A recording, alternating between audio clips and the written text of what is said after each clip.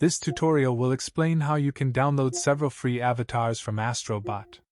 These are part of a gift for the Days of Play Community Challenge. To get a voucher for the download, visit the link in the description box. Afterwards, click on the Reveal Astro Avatar Redemption Code link to get the code to show up. Keep in mind that the vouchers will expire on July 11th of 2024.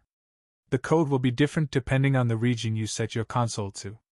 I included the codes for the major regions in the description box. Next, you need to enter the code on the PlayStation Store in order to redeem the free Astro Bot avatars.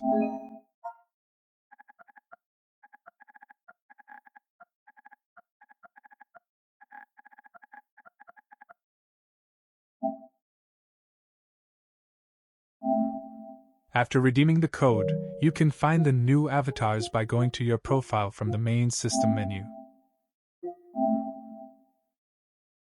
Afterwards, select Edit Profile and then Avatar. If this video helped you out, then you can support this channel by clicking on the like button.